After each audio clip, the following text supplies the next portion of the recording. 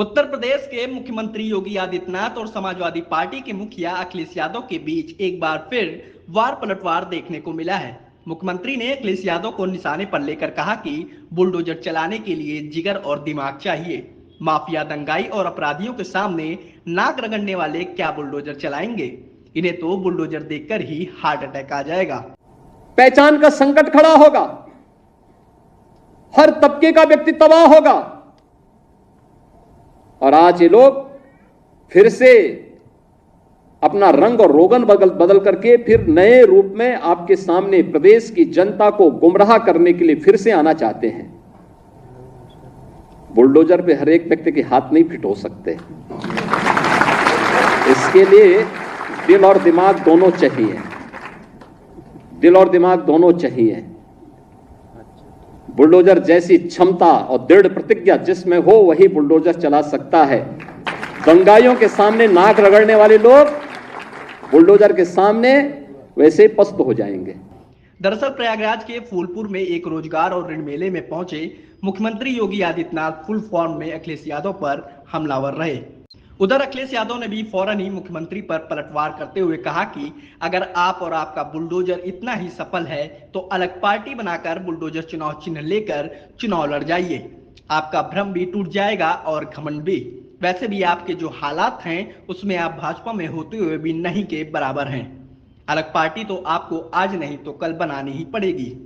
बता दें कि फूलपुर जो पूर्व बाहुबली सांसद अतीक अहमद का संसदीय क्षेत्र रहा है, बुधवार को मुख्यमंत्री ने यहीं से कानून व्यवस्था के मुद्दे पर समाजवादी पार्टी की पूर्व सरकार पर करारे प्रहार किए।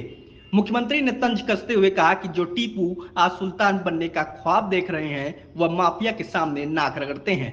इन्होंने माफिया को गले का हार बनाकर प्रयागराज के सामने पहचान का संकट खड़ा कर दिया था।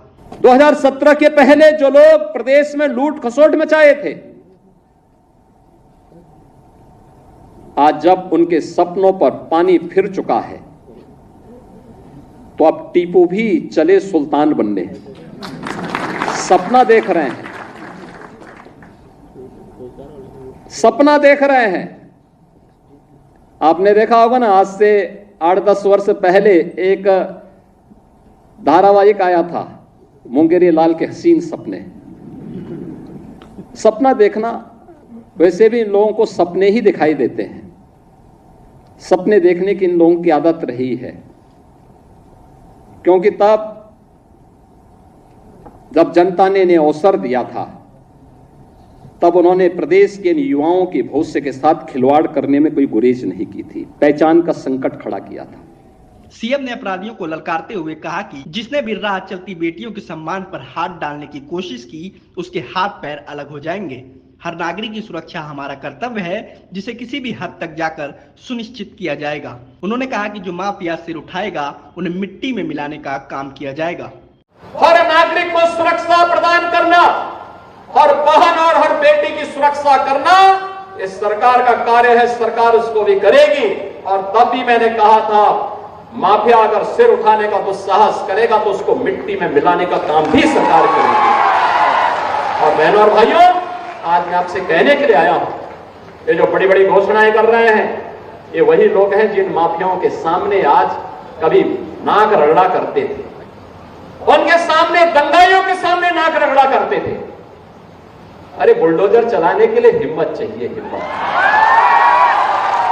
इसके अलावा सीएम योगी ने सपा मुखिया का नाम लिए बगैर कहा कि आपके सामने पहचान का संकट चाचा और भतीजा की वसूली से पैदा हुआ था। इनके द्वारा एरिया बांट दिया जाता था, कहीं चाचा जाते थे तो कहीं भतीजा। ये महाभारत के रिश्ते वसूली की रकम लूटने के लिए एक साथ टूट पड़ते थे और चाचा को धक्का दे दिया जाता था। मगर अब ऐसा नहीं हो सकता। यूपी में कोई वसूली नहीं कर सकता।